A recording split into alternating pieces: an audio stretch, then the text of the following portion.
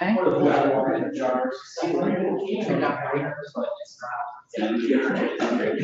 What we need to do This is. meeting is being live streamed. There it is. It was. How sweet it is. It's successful. I just need Mark. Push that button. Are you glad you went up there? You did see a little bit. No, it's live. Yeah. Huh? Yeah. Come with that window. It only took us, it only took us 38 minutes. 38 minutes. to Not exact. 45. All right, there you go. All over. She is so fully muted, Okay, good. and I don't know why this chair is here. Up there. Reports on how you have to incorporate, Mark? Because once you get that, Okay. so it's just right here. Okay, 8 minutes.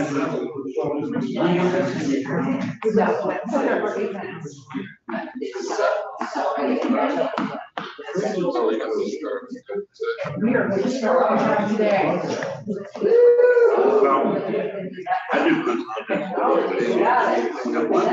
Hi, how are you? Good, nice to see you. Good to see you as well. This is lovely. Thank you. The dress I put in my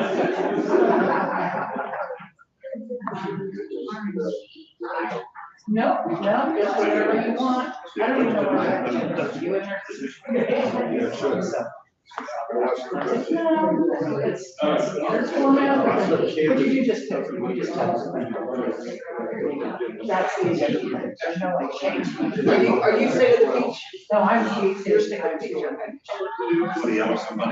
You're right after, so I will throw it to you. Okay. You will throw it to Kevin Hillary. Okay. He's zooming in. Okay. And I won't.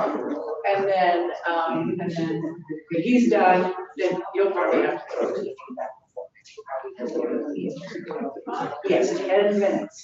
Okay. Our reports are here.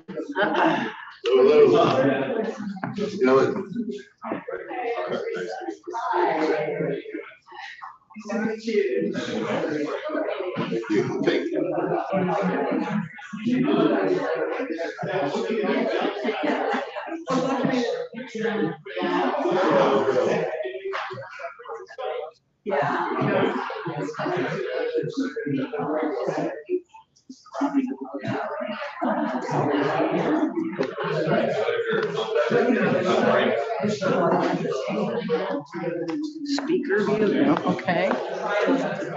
Hi, Sandra. Hi, Ann. Welcome. We'll get started in about 8 minutes. Hi, Ann. I'm managing to do this right now. Crossing my I'm going to fingers turn for my you. video off for now. Thank you. All right, thank you.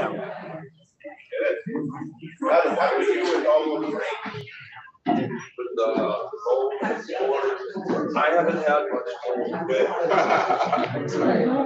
What's up? Are we?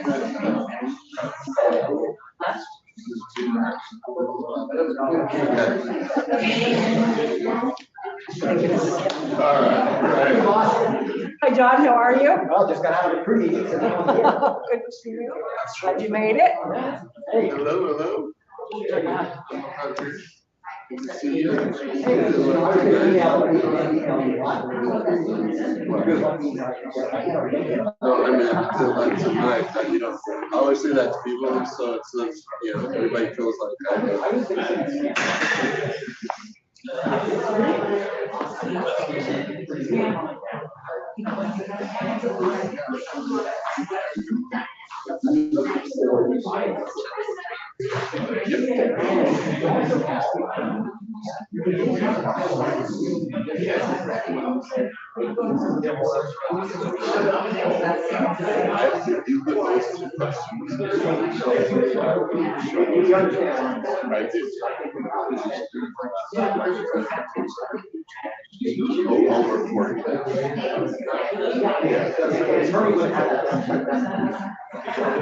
Yeah, I mean, it's one of those things I'm thinking about.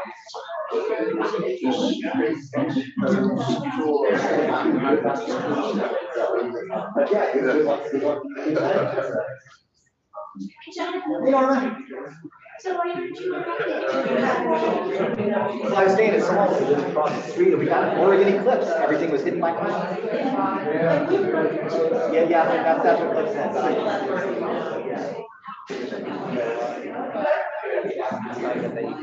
Since we weren't in the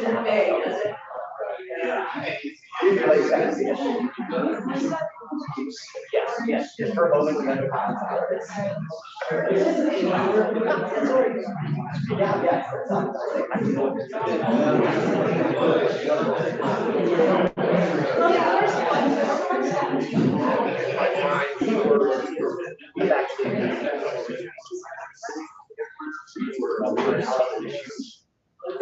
You think that actually the rafting guy is actually going down day ahead?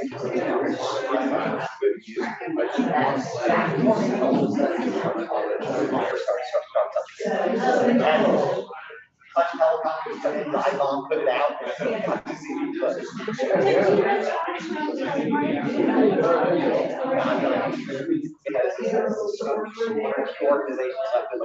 right, yeah, okay.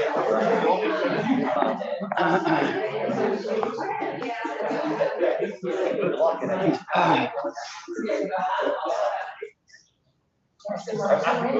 3-minute warning. I want somebody else to take care of this one. I should be in the audience. Take your seats. We're gonna start in 3 minutes. Oh, thank you. Sorry, excuse Hi, me. Yaman. Yeah, how you doing? Happy harvest. Yes, Jane. Collections.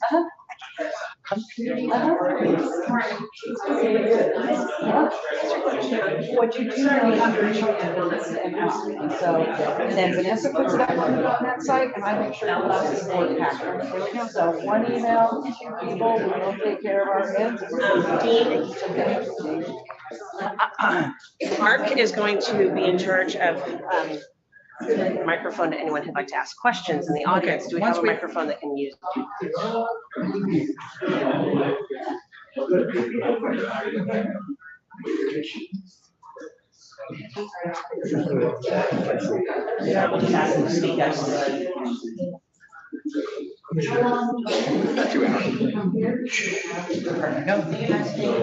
All right, 1 minute warning. Okay, 1 minute warning. Green light should come on. Are you gonna sit here? I was, yeah. I just need somebody to push recording pause, hit the plus arrow right there. And start. You ready? There we go, yeah. All right.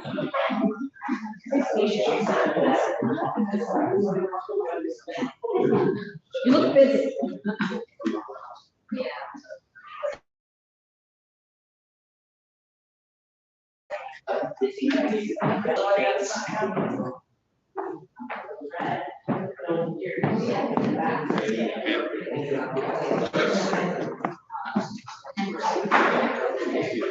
Testing, testing.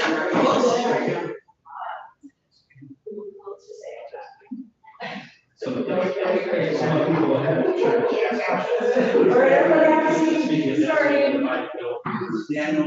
gonna get started here. Thank you.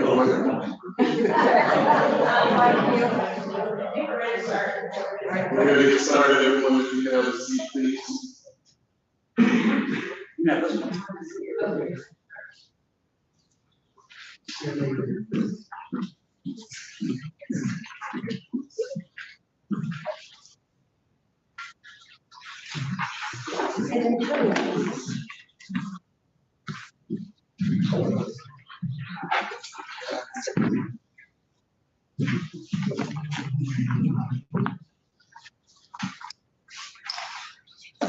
All right. Hello and welcome, everyone. Welcome to the 2023 annual meeting. My name is Anthony Jackson. You'll write AJ. I am the president. And I want to start tonight by taking a moment for all of the folks that we lost in the last year. I want to send positive energy their way into their families. So let's just take a minute for that.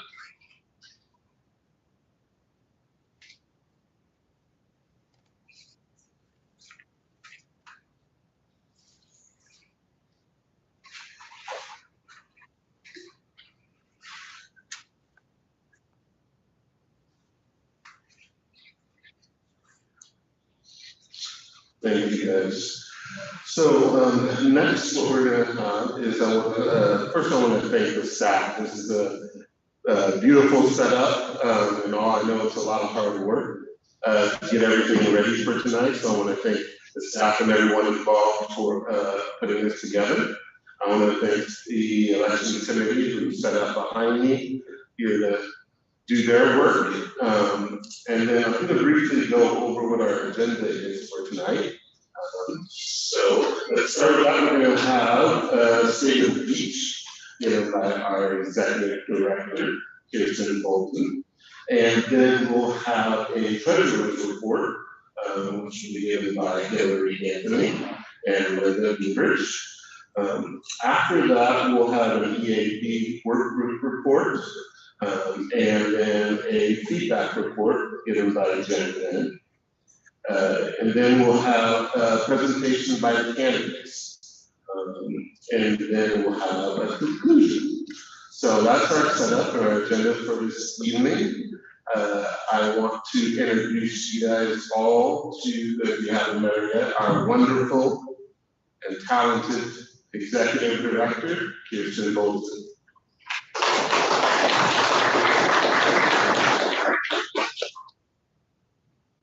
Thank you, AJ. And thank you to everybody that is in attendance tonight, and to all the volunteers, artists, restaurateurs, entertainers that made our event a success, and to the candidates that are running for the board of directors. Tell you a quick little story. The dress I'm wearing is a handmade dress by an Oregon Country Fair artist. I bought it secondhand from a Saturday Market member who is also an Oregon Country Fair member. I wear it on special occasions, so thank you for the opportunity to wear it tonight. The state of our beach is getting stronger as we rebound from the pandemic. 2023 event showed that we are regaining our footing. Our financial position is stable because of the grants we received.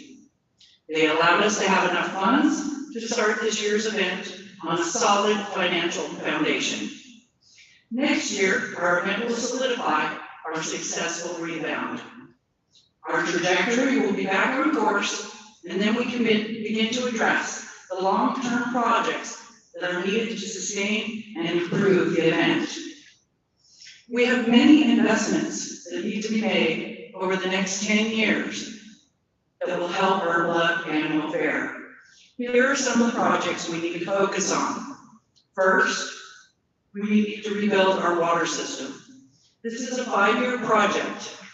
Year 1 will increase the storage capacity by 10,000 gallons. Years 2 through 5 are the investment in rebuilding the system by quadrants. Included in this, we will add communications to expand our Wi-Fi throughout the 8. This will benefit the booths and the public. Second, we must invest in site equipment that supports the staff and volunteers and the work they do year-round.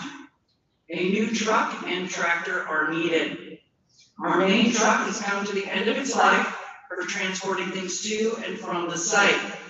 And the John Deere tractor has been sold as it costs more to fix it than it is worth.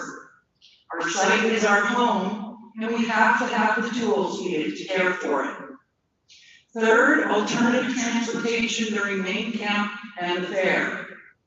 Every year we have more gators and golf carts, and it is unsustainable. We have a carbon neutral goal that we have to work towards. Investing in bicycles, both electric and human powered, with trailers to transport supplies around the site, will move us forward in reaching our carbon neutral goal. It is imperative that we reduce our impact on the land and the environment. Fourth, an invasive species called the emerald ash borer beetle will likely destroy all of our ash trees. We will be tasked with removal and replanting of native species. Much work is being done to plan for the effects this will have on our land and the event. This will be a big loss, but we must try and find the silver lining. It will give us the opportunity to create a new vision for how we use the areas in the NCU with a focus on health and safety, ingress and egress, new event space, and new camping space. It will take all of us working together to create the shared vision of what our fair will be in the future. Fifth, composting. The compost site is almost completely prepped and ready for the concrete to be poured. Once complete, the next phase is to have a barn structure built over the slab. Sixth, portable toilets. We need to invest in owning more so we reduce our need to rent and the expense associated. I believe we can accomplish this over the next 3 years. Seventh is main camp kitchen. We need to invest in portable kitchens. The wear and tear on the equipment from transporting it every year makes the life expectancy much shorter than it would normally be. If we put mobile kitchens in main camp, we could reduce the expense associated with repair and maintenance and replacement, and the savings would be realized over 5 years. These are a significant portion of the necessary improvements that we will focus on to ensure long-term operational support of the event. These investments are part of a greater scope. We continue to look closely at our capacity and ask, what should it look like? Our internal size, public size, impact on the land, and participant enjoyment should be front and center in these conversations. It is through these conversations that we build partnership with each other and our broader community. Land stewardship, as I mentioned, is a top priority. Erosion and its effects on path planning, water use, waste reduction, alternative energy, all require our attention. Our ultimate purpose is the sustainability of our land and the event for the next 50 years. Positive communication is integral in becoming allies in the outcomes we seek. Membership and volunteers are the bedrock of the organization, and we must nurture our relationships.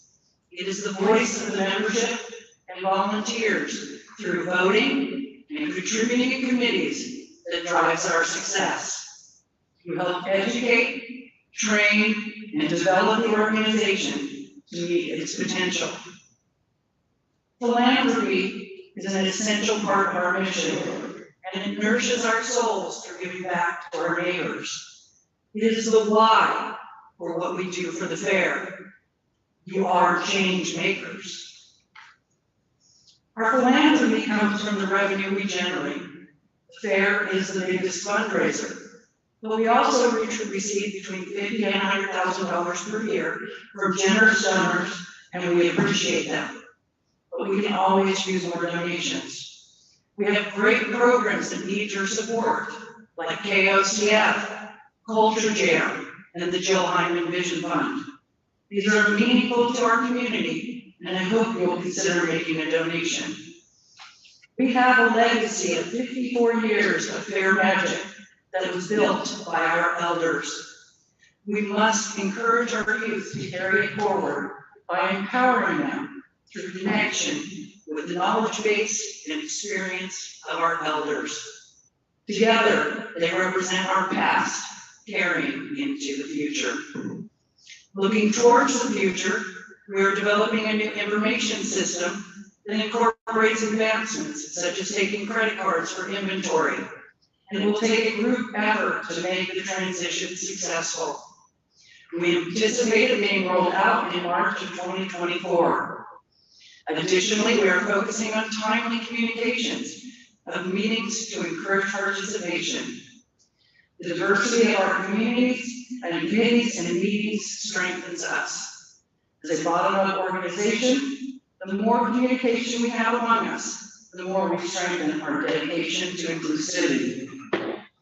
As a community that celebrates and supports alternative lifestyles, it is our nature to be progressive thinkers. We have to encourage change, embrace nonconformity, and celebrate diversity. We have more in common than what separates us. If we focus on the common threads, we can change the world. It is an honor and a privilege to serve as your executive director. I have engaged in many creative conversations with volunteers that advance our collective. I have participated in authentic communication, empathic listening, and creative solutions. I appreciate the opportunity I have been given, and I work tirelessly to help us achieve our mission. Please cast your vote for the board of directors by October 21st at 8 p.m. at the Eugene office. The elections committee will tally the votes on October 22nd and post the results on the .net site once known. Thank you to the Get Out the Vote group for hosting the candidate forum on October 1st, and to the elections committee for their hard work making the annual election run smoothly. Please check out the .org site and buy some merch for your friends and family. We have the entire collection of fair postage for sale there, plus select items from this year that have sold out. We are also promoting an end-of-year tax-deductible donation campaign. Please make a donation if you are able. I want to share a small excerpt from a piece written by Bill Wooten, one of the founders of Oregon Country Fair, titled Oregon Country Fair, the Early Years. The section is titled Community by Choice. This is a community by choice of reason rather than by the chance of birth. Reason is found more each day on the side of cooperation, conversation, and community. Reason stands with those who reduce their wants and simplify their needs, who lessen demands upon the world's resources. Reason stands with those who do not ask the world to do for them what they can do for themselves. Reason stands with those who treat neighbors as friends, friends as brothers and sisters, and this earth as our one and only home. Let us stand together. It stands to reason. To endure is to prevail. Thank you for being a community by choice. Lastly, I want to thank the employees and backup managers who work hard to support our volunteers. They are committed to being of service to our organization. If you feel the same appreciation I do, please take a moment and express your gratitude to them. It takes all of us to make the magic happen. With much love and respect for all of you and your contributions, thank you, and here's to a great 2020 fair. And work fair.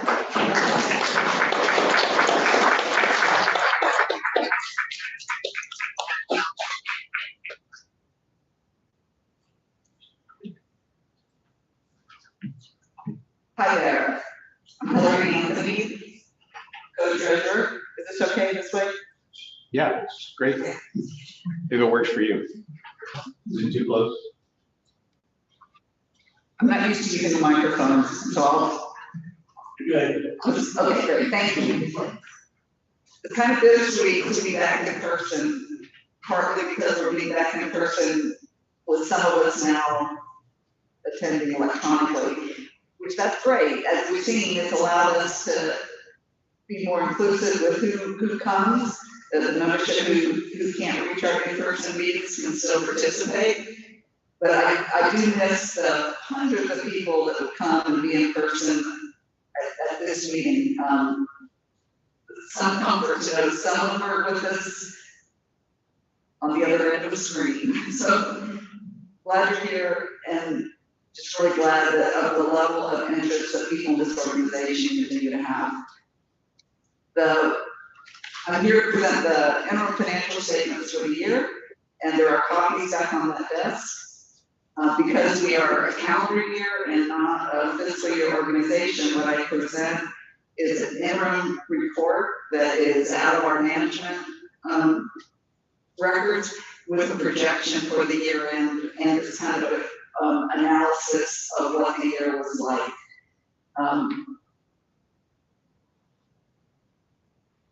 Before I dive into that, let me explain why Linda isn't here. Linda has guests from out of town, and she sends her regrets that she cannot be here. And this would have been her last annual meeting as coach treasurer. She's already let us know she's not going to accept appointment again for next year. I want to give her huge thanks. Linda has worked so hard with helping us to update our systems, have the budget process run smoothly, facilitate our meetings, brainstorm about ways to implement change, like the capacity guidelines and some of the technological changes we've done on the budget committee. And she has common sense, she has lots of love for the fair, and just a real fun person to be around. So we will all miss her on those committees and really wish her well in her next fair endeavor. On my cover letter, I made a few points about this year. I'll go over those and then just touch a couple of points in the financial statement.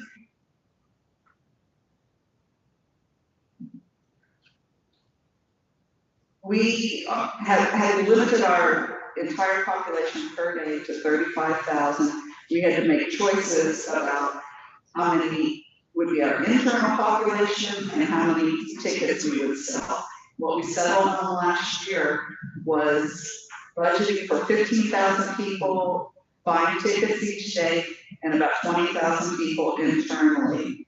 So we created projections based on the ticket prices and those numbers, and we undersold in a couple of ways. We didn't sell we didn't sell the typical number of booth passes. We undersold that by about 600. And we undersold on Friday and Sunday.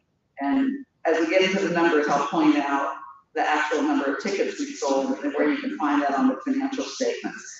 But what happened, so that resulted in our income being less than what we had projected. And that's very untypical for us, especially underselling the booth numbers. We did have fantastic commemorative sales. And we've had a couple of non-operating sources of income that make the financial statements look like we're going to be about at break even. And we still might be at about break even, but operationally, we actually lost money this year. So that happened last year when we only sold 10,000 a day. It happened again. So we haven't really regained our mojo from pre-COVID times. It's probably partly COVID, partly our trying to manage growth, partly unforeseen effects that could have been the debt of the board, that we don't exactly know why the numbers came out exactly like they did. But as a result, the Financial Planning Committee and Budget Committee are going to recommend that we budget on a more conservative volume of people attending again, going back to how we have budgeted in the past, with giving ourselves some slack just in case, more planning on selling about the same number of admissions and SOs, booth passes as we did this year, and backing off a little bit from those higher numbers. So that will also mean proposing price increases in order to be able to meet the budget. The other thing that blew the budget out unexpectedly after the budget season ended was two of our largest contractors just about tripling the price of their contracts, and that was the buses and the porta potties. So that was really significant when the one contract went from about 150,000 to over 400,000. So that hit us really dramatically, and we've had to adjust going forward to be able to accommodate that. We don't have all the final numbers to do a capacity report yet. We're still compiling those, and we'll put out more definite numbers like we had going into this year to show where all those numbers came from.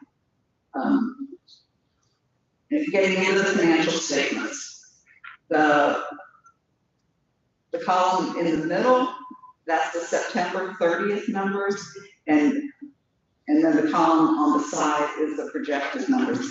The main difference between the projected And the current numbers are the cash that we'll spend on the balance sheet, it's the cash that we'll spend between now and the end of the year. And that's things like property tax, just the regular maintenance, the payroll.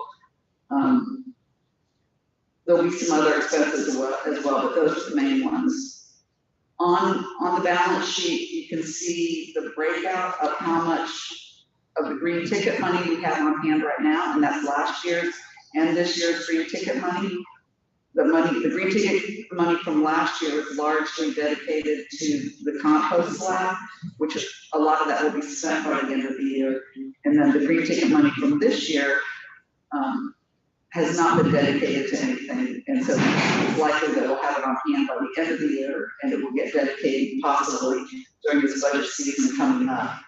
We are not using dedicated funds nearly as much as we did in the past, partly because we're coming back from COVID and have a lot of SVOG money, but partly also that we are trying more and more to do the long-term designations or the long-term capital projects. So right now, what's showing up as operating cash and rainy day fund is basically the money we're going to use to get us to the 2024 fair, and money that we're trying to keep in reserve just in case we have another rainy day or another virus or things that we can't anticipate. That we are incredibly lucky. We're lucky that we've had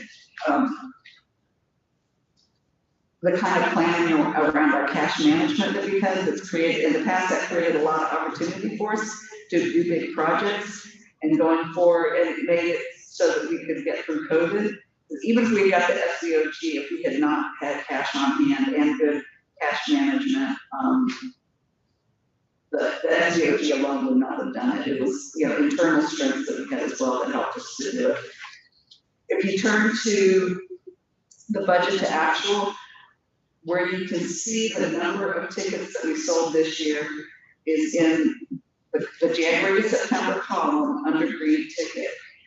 Green ticket fund is $1 per ticket that's dedicated to being, it's held aside until it's assigned to a project, and it can be assigned to things that are environmentally sustainable or philanthropy. I think it was also local economic development. There was about 4 categories that the green ticket money could be used for. Generally, we ended up using it on environmental projects. Let's see. So on this page, you can also see where we blew out the site manager and the vet manager budget for those two large contracts. But everything else is coming in is quite close to budget. It was those 2 items only. We didn't change the budget for them when they came in, so we are showing budget overages, but it's mostly those two items. If you want to see the detail on which individual line items are over or under and by how much, that's the last part. This is a budget to actual as of September 30th. So most accrued expenses are included in this. There's maybe about $15,000 accrued expenses that's not included here, but the other budgets are not done for the year necessarily. Most of the event manager budget is done, but of course the ED budget, general management budget is not done because the payroll is still spent. The board is still spending money. So the projections on those show variance, and it could be that we actually come in a lot better than this. What this is projecting that we'll be pretty close to break even, and we could be a little bit better than that. If you remember in the past, we typically cleared $50,000 to $250,000 a year. And that was what made it possible for us to do larger projects, to have reserves, and to buy land. And as Kirsten said, we have a lot of projects right now, excuse me, in terms of safety, deferred maintenance, just infrastructure needs. So by operating in the black and having some money above and beyond our regular operations, that's what's going to allow us to do those projects. So that's when we do the revenue projection in December, when the financial planning committee presents it to the board. you know, we do want people to keep in mind that the ask for the increase in the prices is very much based on trying to keep the organization strong and put us in a good strategic position for the future.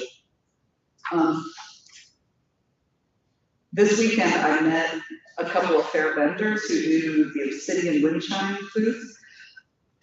They've done the fair for at least 30 years. I never met them. I couldn't even remember the booth, even though it was on East 13th. And it was a really wonderful experience to meet fair people who I've never met before, and we had an instant bond, and they love the fair. They don't like to come to the meetings, they don't get deeply involved, you know, they like what they do, and they like the fair. They're worried about the fair, as are many of us. It's been hard, there's been a lot of conflict, you know, it's been risky to COVID and everything. But it just really hit home to me how important this community is and how much positivity we have in just being us. And it was moments like that that continue to inspire me and make me feel like this is all worthwhile, that the money is all about building the community and building the experiences and the types of good things that we can do in the community. So thank you very much. See you next year.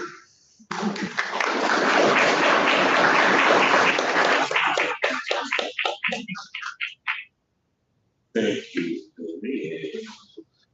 Next up is our EAB report given by Kevin Hillary. And he is on Zoom. So are we connected with Kevin? We see his name. Kevin, are you there? Don't see his video or hearing. There he is. Hey, Kevin. All right, floor is yours. Hello, everybody. Let me get situated here.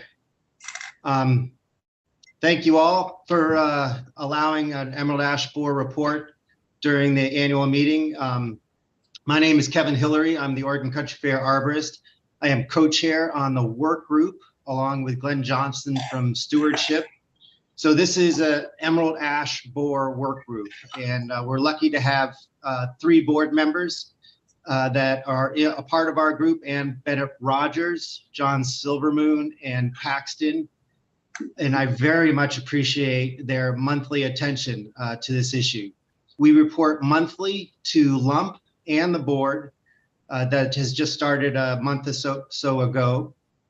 And we have been meeting for over a year and done a ton of effort and hours into research. We are all volunteer and we are not operations. With this report, I'd like to start with the basics, what Emerald Ash Borer is, what does it mean for the fair, and what have we started doing about it. So the Emerald Ash Borer is an invasive, non-native beetle, came over from China. During the fair, we put up a bunch of posters with the beetle on it. And so it's this very small metallic green beetle, and it has been devastating forests in 37 states across the United States and at least 4 provinces in Canada. And it totally destroys forests. And it's been in the United States, came over from China for about since 2002, probably arrived in the 1990s. And it just came to Oregon over a year ago. It's in Forest Grove outside of Portland. And the state has done a pretty good job trying to contain it. At fair time this year, there are about 44 trees that had been identified and infected with the beetle. The last report from the state 2 months ago, it has started to spread outside of Forest Grove, just a little bit to the north and to the east. And now there's over 130 trees infected. So it is starting to spread and it's containing. What does this mean for the fair? It's spreading. So it's not a beetle that we can stop. They've been throwing all sorts of things at it for over 20 years and nothing has stopped this beetle. So the best thing that we can do is something called SLAM, S-L-A-M, and that's slow ash mortality.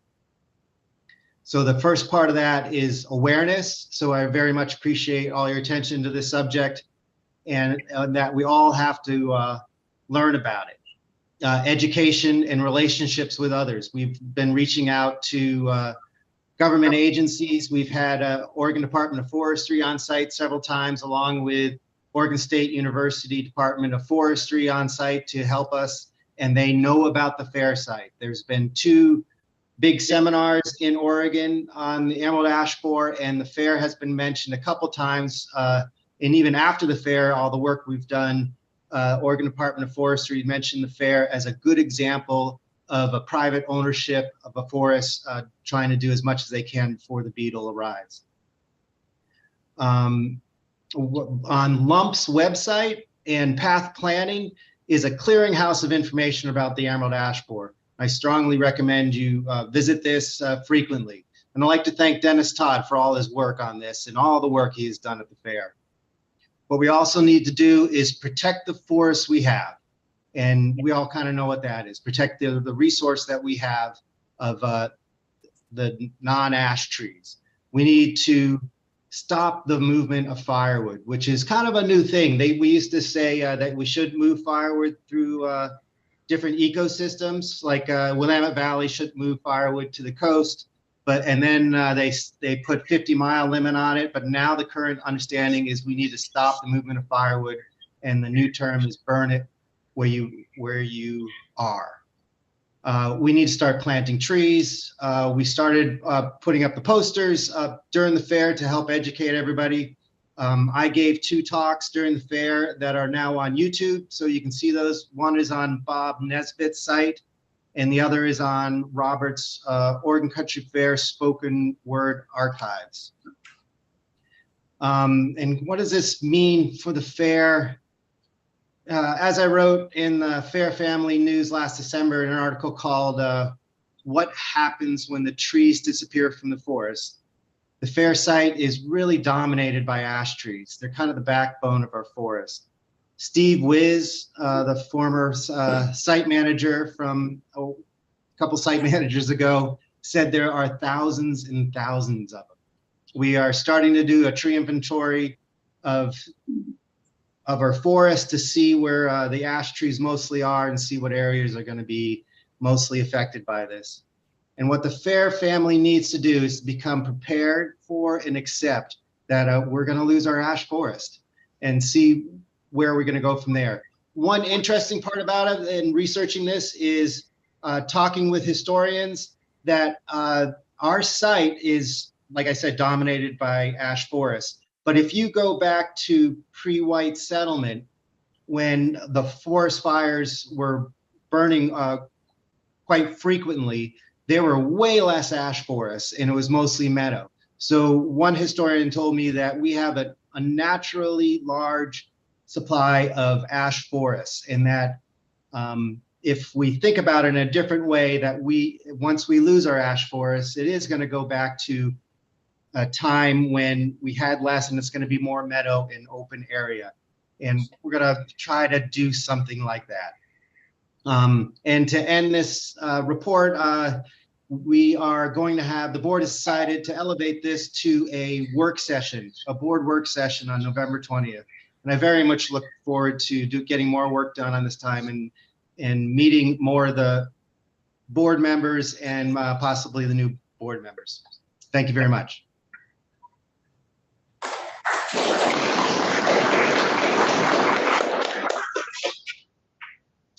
Thank you, Kevin. Next up, we have for our feedback report, gentlemen.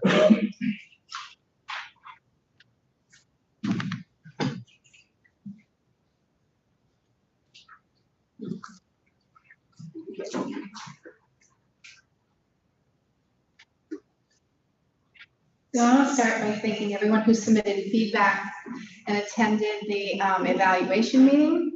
And I want to thank the scribes from the evaluation meeting. I'll post the notes for the stewardship breakout session when I get them. And I want to thank Vanessa for posting them on the .NET site.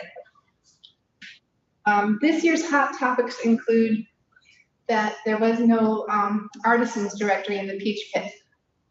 There was a lot of that, as you can imagine. It made people question Pear's identity and our values, especially since handmade items made and sold by the artists is one of our core values. And it not being in the Peach Pit made a lot of people excluded.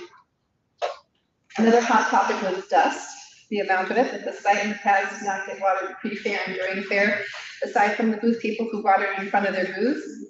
We need to make plans going forward so that the fairs does not remain dry and dusty, and especially as the masses arrive during Fair Week. It would also be good to have more than one peach truck driver. Other observations I made as I compiled the feedback, and it takes me a while to do so and sort out and figure out where things go, is I found that the folks who wrote the most volume per comment were those folks commenting on volume. It just sort of struck me as interesting, a little side effect. Politics Park, sanitation has always been a hot topic. It seems like depending upon where you were in the fair, either things were really great and peachy or dismal. So we still are working on how we make it right for everyone everywhere and make sure everyone has water to wash their hands, showers, and potties that are clean and safe to use. One thought struck me, one comment I'll leave with someone who said, Politics Park has always been a laugh. I think it's time to paint some new politicians' names on them, though. We're missing Marjorie Taylor Greene and others, and lots more. Sadly, many young people don't know some of the old names, and she had to educate people on the viciousness of the ballot measure that reduced education funds years ago in Oregon. She says, not that history is important, but I think laughter is more important in this case. I'll close with some of the ahas that came out of the evaluation meeting. Ahas are the things that strike us, having met and talked with people on all these different topics, not my committee, my group discussed this. One of them is, as Kevin talked about, is the Emerald Ash Borer. We all need to become stewards of our site. We'll be perhaps asking camp hosts, people like maybe stage manager, wherever you are, people in your booths, to start conducting your own tree inventory and help provide that to the fair, so we know what trees we have where, and not just leave it to only the site folks to do this work for us. It's also that post-pandemic, we seem to have forgotten some of the issues that we had been talking about and working towards as the big projects that we were working on before all of that. And it's time to bring them back, bring them forward, such as the upland kitchen, sound and light pollution, which we're going to hopefully bring back to the path planning subcommittees. And is it possible to process our own gray water? And I'm sure there are many others. I invite you to read the feedback, and the evaluation notes that are on the website. I find it interesting. I will be submitting the relevant comments to the coordinators, the committees, the board, and the board and management over the next week. Any of them would like specific contact information, I'll provide it for you. I'll close with the last aha that struck me, which happened at the end of the evaluation meeting. It's easy to take for granted that which unites us and leads us to division. There's a strong feeling of polarization among us, and we have a sense of all or nothing that makes us think that nothing can be accomplished. We need to find common ground and heal. We are an interconnected web. There's components of people who provide us art, crafts, food, performers, and volunteers are all spokes of the same wheel. Fair is a circle. There are no sides. Thank you.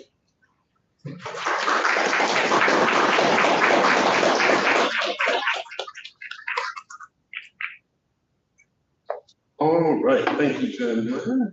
And next up is our candidate portion of this annual meeting, and I will hand it off to Grumpy.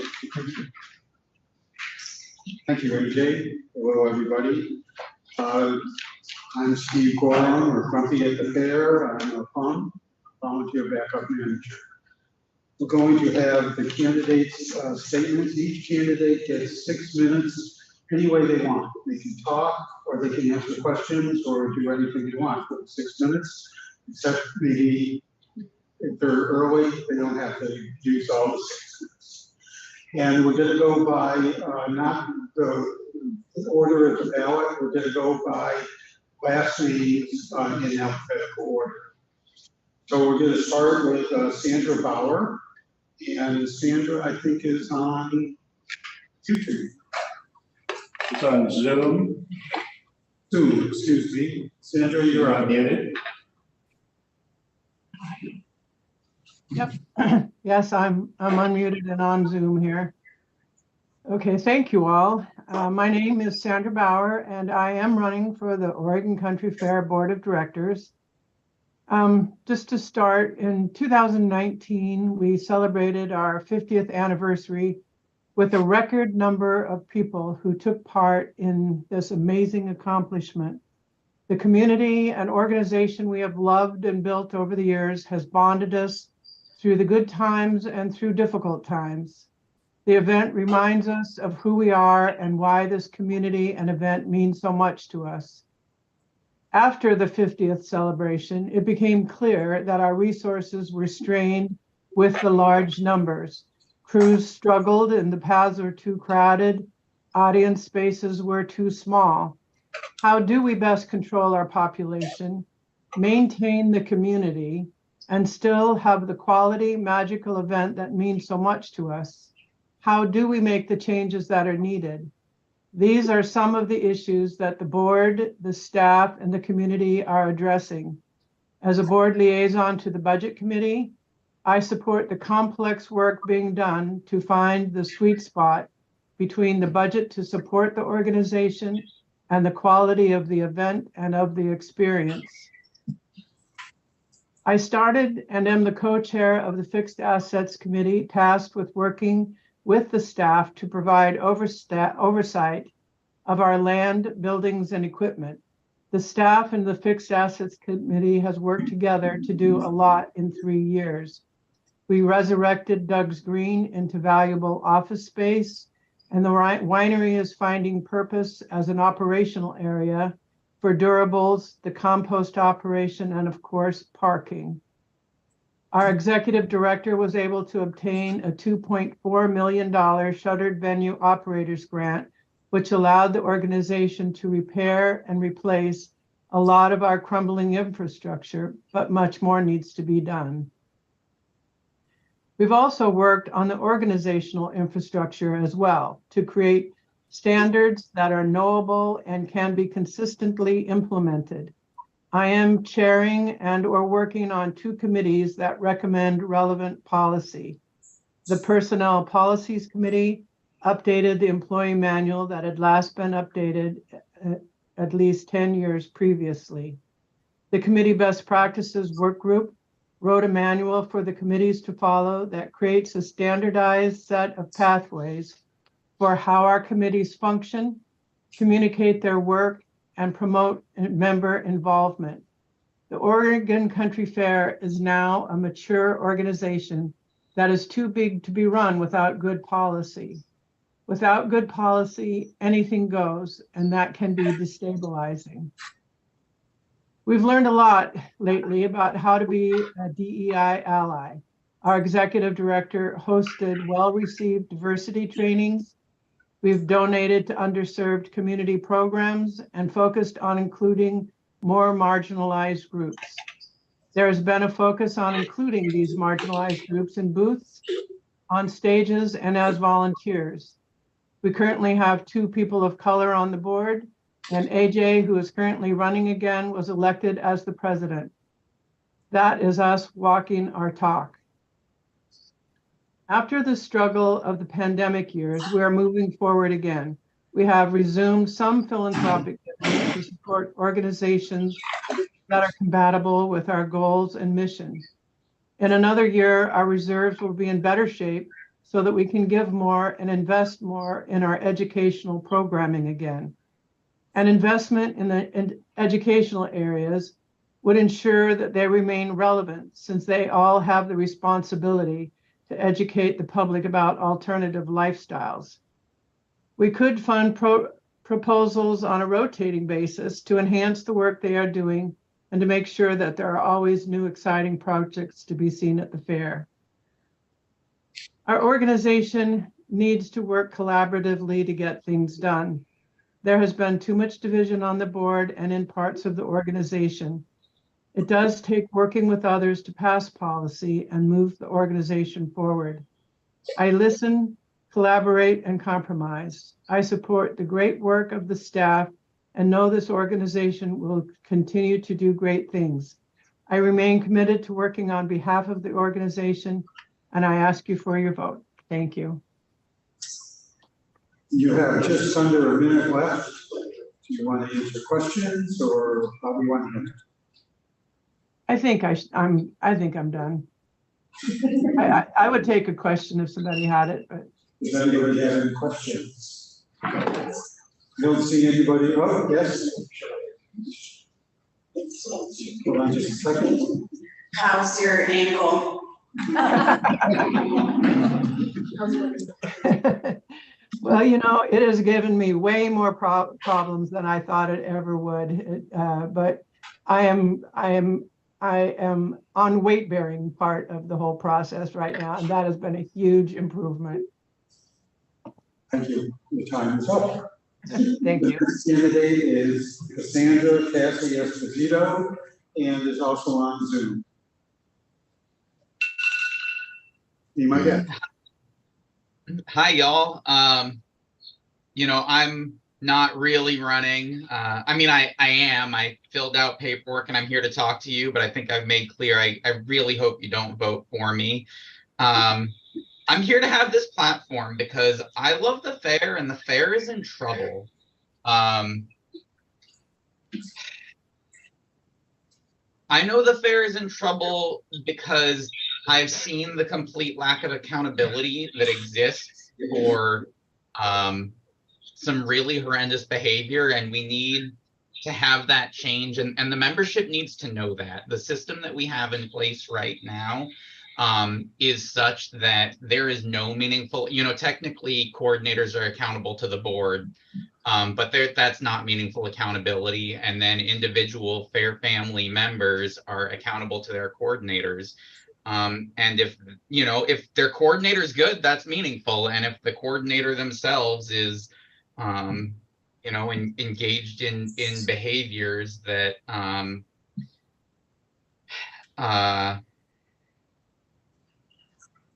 you know, make the fair unsafe for people to be, and, you know, are comfortable with that, then, you know, everybody who's underneath them also has no meaningful accountability other than, you know, accountable to stay in the good graces of that person who has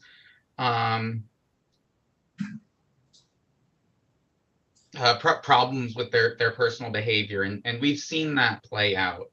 The fair is in trouble because you know, we are still in the middle of a global pandemic, and we allowed ourselves to open without requiring vaccinations of all participants, and without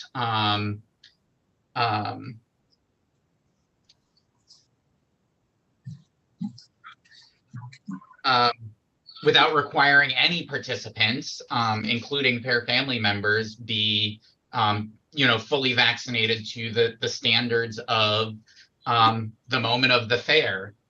And we did that because one person threatened to pull her signature from our you know, medical operation, and I understand the operational need for medical. Whitebird is absolutely critical for the event to happen safely, and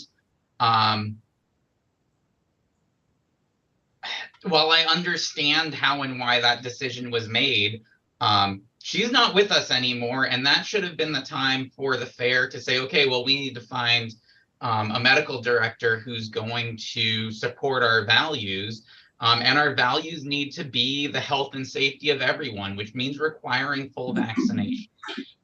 We haven't done that. And the result has been people have been getting sick at fair. I know lots of people coming home from fair with COVID who did not go to fair with COVID. It's not responsible. It's not safe. And most of all, I know the fair is in trouble because despite the fact that I'm coming on here saying I don't want this job, I've got people in my email, on my Facebook messages, sending me messages saying they're voting for me, and that's honestly terrifying. That shouldn't be happening. You know, kids by fair standards, pulling stunts and you know, running for office and saying don't vote for me, I'm just here to mouth off, should not be taken seriously as candidates. You know, I should have no votes. And I've been told very clearly that's not how that's gonna go. I just hope I don't win. But you know, things have gotten to the point where I'm being taken seriously, and that's a problem. That's a big problem. This is my attempt at a wake-up call, and thanks for your time. So you have about a minute and a half left. Do you want to answer questions, or how do you want to do it? I mean, I'm happy to mouth off more if people want to give me prompts, but that's all I'm here to do. Anybody have any questions? No? Thank you very much, Cassie. We have a question. I'm sorry, we have one question. Sorry. I just want to say, I hear you. And those people that are voting for you hear you. I hope you might take the leadership. Anybody else? Seeing none, thank you, Cassie. Thank you.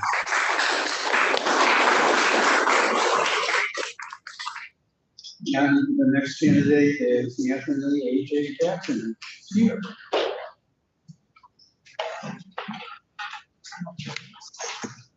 Hello and good evening, everyone. So, first I want to show you the Houston house. This is Lucas Jackson. This is my love of my life, my son, my 14-year-old, who is at his first homecoming dance tonight. And he's a very intelligent kid, and over the last couple of days I've been having a conversation about what am I going to say tonight from all these people. And I'll often go over a speech with him or something, and he'll critique me in his own way. And it was interesting, 2 nights ago, we were going through something, and he said, "Dad, you're really good when you just talk." And I said, And so I've been thinking about that over the last couple of days, is like, how do I prepare to say all the things I want to say in front of these folks? How do I do that? And what I decided to do is just do what he instructed me to do, and that is to speak to you. So tonight I want to say, I am not a politician. I do not have fancy words or anything like that. What I am is I'm a hard worker. Over the last 3 years, I've had an opportunity to work on behalf of this organization. And it has not always been easy, but I have put my foot down and worked every day, sometimes into the middle of the night and early morning, on behalf of this organization. I take that seriously because it's an honor.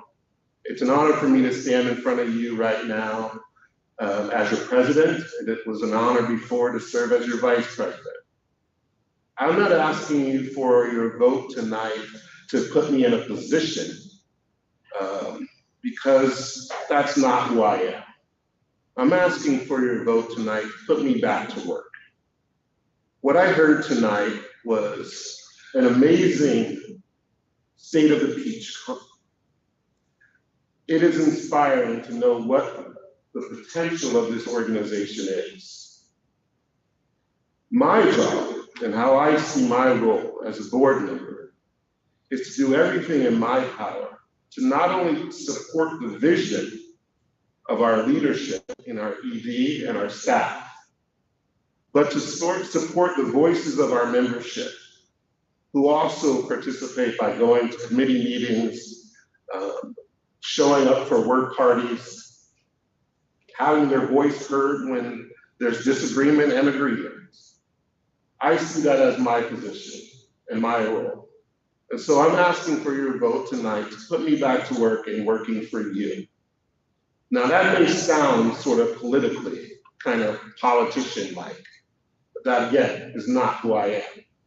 So what I will do next is I will do a little dance to show you how I'm not a politician, right? So I was thinking about this. Let's get real. Let's have a conversation. So I always, some of you guys have come to a couple meetings and you've seen me talk about being real. And so I want to have a real conversation with you. The real conversation that I want to have with you tonight is one that we often try to avoid because it's hard. And that is our organizations strive to be a better with DEI and be a non-racist organization. So what I heard tonight is someone say, in talking about our plans for next year, I heard something said that really struck me, and that was pre-white civilization. Now, I would say that that is not what my ancestors would see that as. I would say that's not what the Native Americans would see that as. And so we need to be very, I see it as my role, is to bring, not to push people out of their tent, but to have the hard conversations and bring people in. And so I want to acknowledge that there is no pre-white civilization. Like, that is not the verbiage we want to use. And I would hope that we all can agree with that. Second, I want to acknowledge that usually we start these meetings with an acknowledgement of the Kalakua. I purposely did not do that tonight because I wanted to save it for this. I think it's important that we not only acknowledge the land that we're on and who it was taken from, but we also acknowledge the slaves that worked the land, the slaves that lost their lives, who lost their children and their families, working for us to be where we are right now. We can acknowledge, part of the equity to me is acknowledging all of the harms, all the people who have been harmed by our American society and how we got here. When we acknowledge this, then we can start to fix it. And so part of me bringing these things up and talking and having these hard discussions is for us to really get used to and comfortable with acknowledging how we got here and doing something about it and talking about the next steps. Thank you, and I ask for your vote.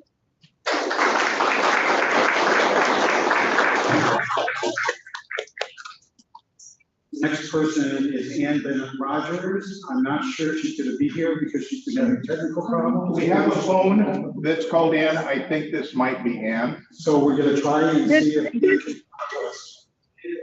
This is Ann. And I want to thank you for allowing me to call in. I'm in a very remote rural ranch. I haven't spoken English in 2 weeks, but I want to say I hope you have read my candidate statement and viewed the candidates forum, because I wish to talk about other things. I have been heavily influenced in my life by the civil rights movement, the environmental movement, and the peace movement of the 1960s. I see all of these concepts reflected in the goals of the Oregon Country Fair, whether it is promoting diversity, appreciating our crafters and food booths and entertainers, or our stewardship of the land. Today, many of us are concerned about worldwide developing tensions far from our shores. I believe we must ask for peace and understanding as innocent people suffer the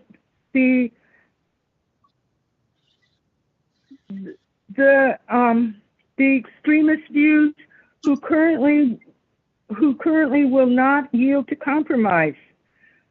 Finding alternative ways through understanding and acknowledging of differences is overshadowing the fair and the world now. I am a strong believer in stewardship of our land. I speak out when I see activities that are not suitable for our land. Our land is an important corridor for wildlife from the Coast Range to the reservoir. I am very concerned about the emerald ash borer, as I have seen the destruction and spread in other parts of the United States. We need to be thinking forward on this threat, as Kevin mentioned earlier. Already the beginnings of the inventories that are needed for a plan, including the establishment of a plant nursery, have begun. It is important for all of the Oregon Country Fair membership to understand this environmental threat to the fair, and also to understand the relationship of the emerald ash borer to climate change, as the waters in the Willamette Valley warm due to the lack of shade when these trees pass away. In addition, we need to look at the impacts of globalization and our carbon footprint in managing the current crisis and future environmental crises, because I don't think this is the last one. Many of my formative years were spent in South America. There I was raised on the concept of liberation theology, that is the duty of each and everyone to assist the less fortunate and, very importantly, the indigenous populations. I do not think this concept was taught in the United States, but it should not be lost on us. The Oregon Country Fair membership, one does not have to be religious to recognize these tenets. So we need to support diversity in all levels, as we need to understand diversity, equity, and inclusion, and be welcoming to our BIPOC and LGBTQ+ members.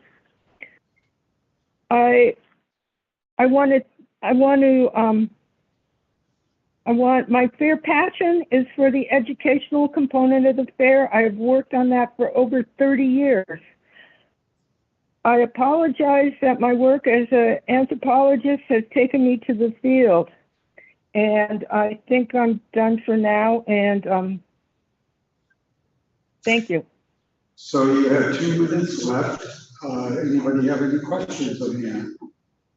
I can answer questions. Does not look like anybody has any. Thank you very much, Ann.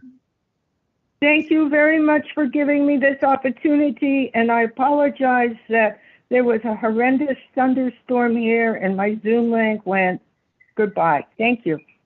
Can't control the weather.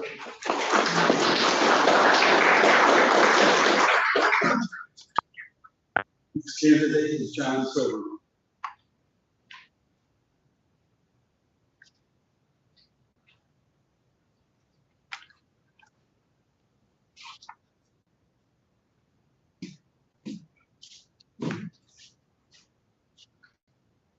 Thank you. So I assume folks have read my candidate statement, and many of you attended the candidates there. I just want to hit on the major things that I think we need to deal with facing the fair, the kind of transformative issues we have. One is how the continued journey we're on, moving from what used to be an operations board to governance board, and what that means, and the executive, and having an executive director.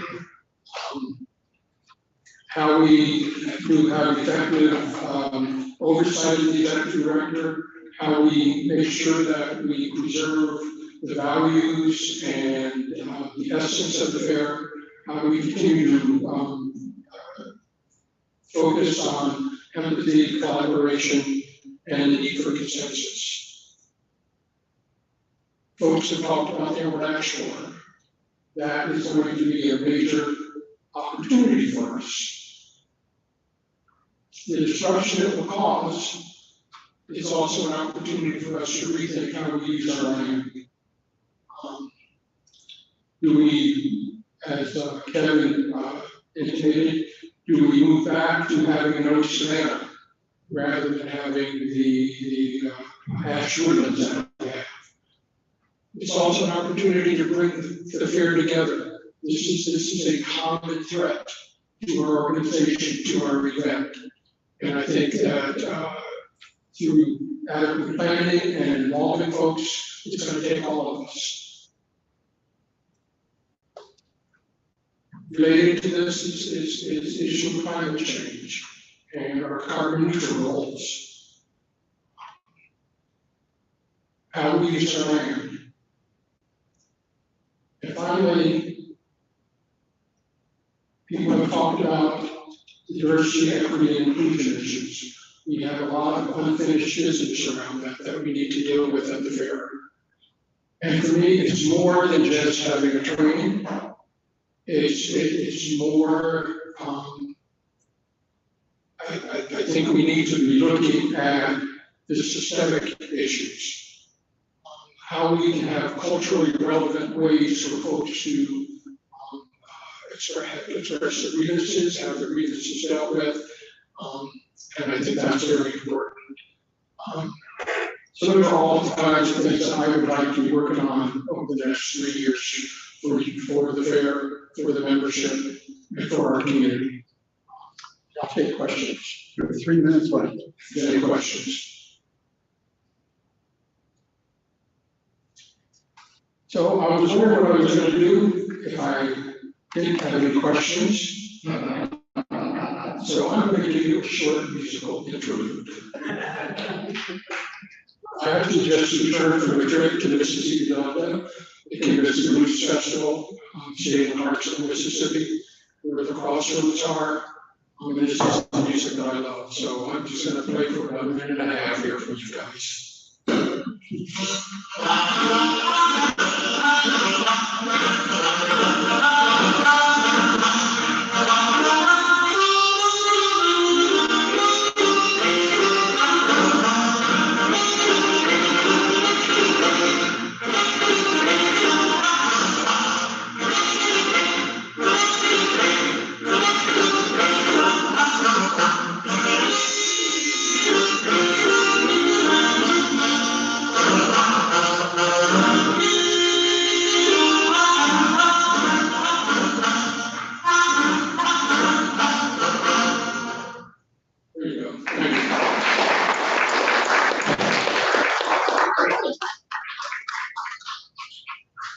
Thank you, John. Took my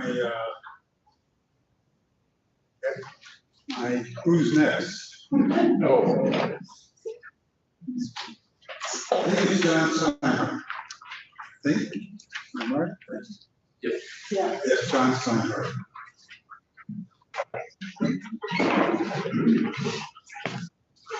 Hi, everybody. Really hadn't thought that much about what to say tonight because I didn't really want to overthink it. I got a lot of phone calls saying, make sure you say all kinds of positive stuff about the fair. But really, I wouldn't have been volunteering here at the fair for more than 30 years. I didn't think all of those positive things, so I'm not going to take your time with it tonight. I didn't volunteer at the fair for my personal glory. I really volunteer at the fair to put on a glorious event. And I figured I'd spend a few minutes because I think most people have no idea who I am and what I do for the fair. I showed up a bit more than 30 years ago to help staff the security crews and realized that because of our growth, the sheer number of people just wasn't working the way we were doing. So I brought things like computers and the internet and things into it. And really it made a lot of things work a lot more smoothly, really behind the scenes, because nobody actually can see what I do as long as it works right. This last year, I got asked about a week before a deadline to do that for the whole fair, and put 11,000 plus people on crew lists.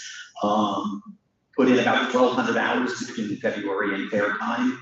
So I'm pretty dedicated to this organization. And I know Kirsten talked earlier about, taking past money on credit cards this year, and I came here directly from the crew meeting, figuring out how we're going to do that.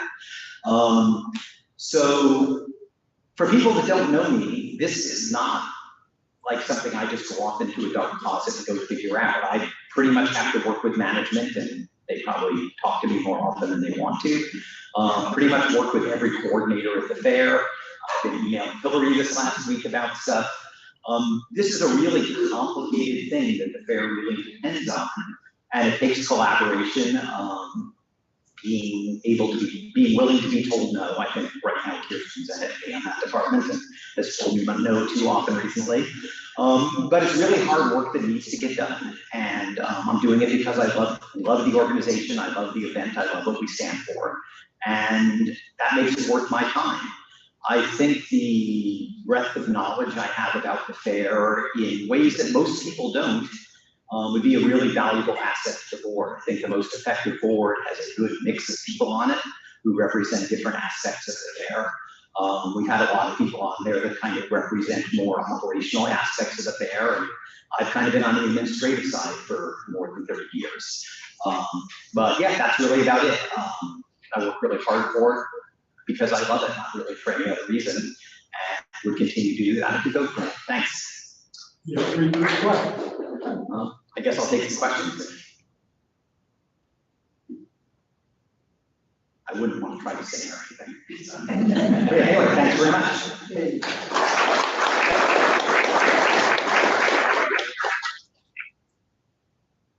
Next is Teresa Vaughn.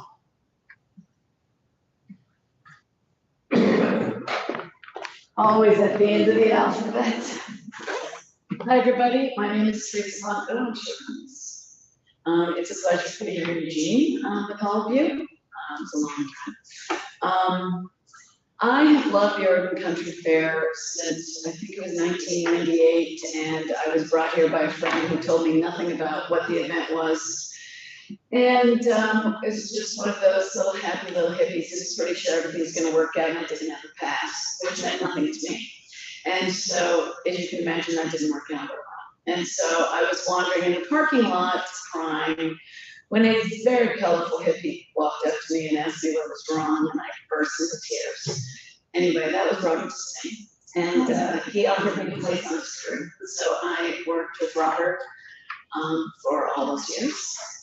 So I did actually spend 1 year as a staff rep, but other than that, I was I'm the stage manager for our 4 stages, so I coordinate the MCs, video, and the sound crew. And I also help with the 50th celebration here, 2 years back. I bring about 30 years, probably more, but I'm going to pretend, experience serving on nonprofit boards in the arts and in community living. I actually live in an intentional community in the state of Washington. We're part of the Evergreen Land Trust, and I have served as the president, the treasurer, one of the directors. The ELT is the birthplace of the TILT movement in the world, the birthplace of a lot of the organic certification movement, and I've been really proud to be a part of that organization. And I've also worked with them to write bylaws, review policies, manage more than one lawsuit. And I've served on a lot of other nonprofits in my life. I've been a grant writer for Meta Performing Arts, which tells local stories from the jails, from our migrant workers, from our unhoused population, and then tells those stories in a reader's theater format. I have done lots of work in theater. I've also worked with at-risk youth during and after their incarceration with Voices of the Valley, and we do a collaboration with refugees in Jordan and the Zaatari camp, and we do art projects and poetry between the 2 communities and bring that together. I've done a lot of work with other festivals. We had many years in Davis, an LGBTQ vehicle. There were not nearly as many alphabetical letters at the time, called Women Go Wild. I helped with Dancing Dragons, and we held an amazing festival that 7 people showed up for. It was great. I also, our community hosted the Herbal Fair a couple of times, and I helped with the Great Peninsula Future Festival in Fort Campbell. On a personal note, I'm a math teacher. I'm obsessed with walking across Europe. So far, Europe is cool. I've clocked about 5,000 miles through about 11 countries. The issues that are important to me on the board, the biggest thing that matters to me is diversity, equity, and inclusion. I serve on the DEI committee in my school district. We've done a lot of really good work. It has been a long, slow process. But things are happening. We're getting things done. There's change. For example, we went from about 10% of our population, so our district is 70% Latinx, and our high cap programs, our gifted programs were 5%. And so, numbers don't lie. So we are about 60% now. It's been a lot of work to get that, to get the numbers in our gifted programs to match our population. We've been aggressively fostering the students from our schools, paying for them to go to college and come back and teach in our schools, so we're getting a much more diverse population of teachers. And I'm really proud also, I run the Pride Club at my school, and people are and we've done a lot of amazing work on those issues at my school, middle school and I am going to skip to the end because I don't have time. I have been watching the board meetings for the last year, and I have been in board meetings for a lot of my life, and I'm watching, as many people have said, as our world is evolving into hell. And I think we need this fair. We need this annual time to come together and be together and celebrate art, educate each other, all the things that we do. It's not just a weekend. And I think we need to be better than we've been. We need to show the world it is possible to collaborate. It is possible to forgive each other. It is possible to actually listen to each other. And I know being on boards requires trusting. That's one of the things I love about the country fair is all of these crews that have ownership of their areas, and they're the experts. And I really believe that one of the things the board has to do is listen to the people doing the work and trust them. We also need to have a balance between our long-term vision, and sometimes we just have to put that aside and get something done. And so that's a tough balance. It's tough one for me. It's been tough in all the boards I've been on. And I think I'm done time-wise. Thank you.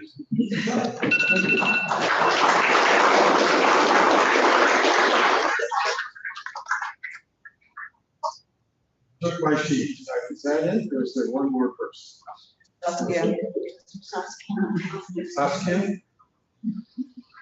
Saskia around. Saskia on the Zoom?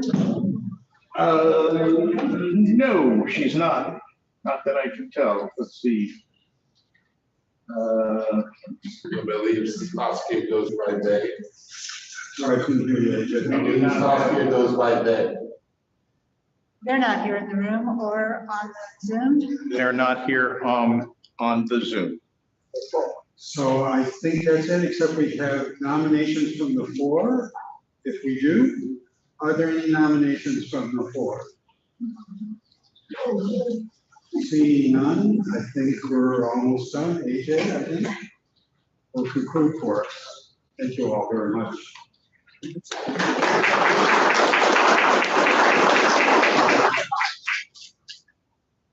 All right, so first I want to thank everybody for being here tonight. Thank you, everybody that's on Zoom. I want to thank everybody who's already sent in their ballots. And I wanted to just acknowledge that this process every year really makes me believe in this organization even more. The fact that so many people come together. to really move this organization forward is incredible. Thank you to the staff once again for helping putting all this together. Thank you for the to the elections committee. And so I wanted to leave you tonight with something that's been on my mind, and I often leave this at the end of a board meeting when I do the president's piece, leave you with something inspirational, I hope. And so tonight's message for me was impact over intention. And I wanted to just share with you one of the things that I try to do in my life, and I hope I can spread that to everyone. And that is always thinking about what the intention of my actions are and how it impacts others. I just heard Teresa speaking tonight, and I was inspired by some of the things that she said, but it really nailed home for me that idea of really paying attention to our impact. We have this potential as an organization to do great things, not just in this community, but in this world. And so really honing in on what are our collective intentions and how is that impacting the world? How is that impacting when we say we are looking to improve in DEI? What is the intention? If the intention is to improve our efforts in diversity, equity, and inclusion, but what are the impacts? What is the impact that we're having? So I look forward to working with you all over the next year on really coming together and healing in our organization. I think I do want to acknowledge that after COVID, we've seen some contentious times, but I do think we are on the up and up, as you hear people say. We're on the up and up, and I hope this is the beginning. This annual meeting is the beginning of us really starting to work together and seeing each other's true intentions and paying attention to the impact that we have with our families, our communities, and our world. I thank you for being here tonight, and have a great week.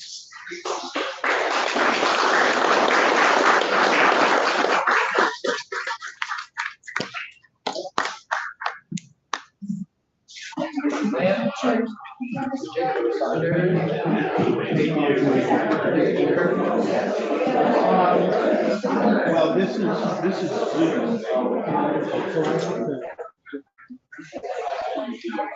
I couldn't tell. Up this again.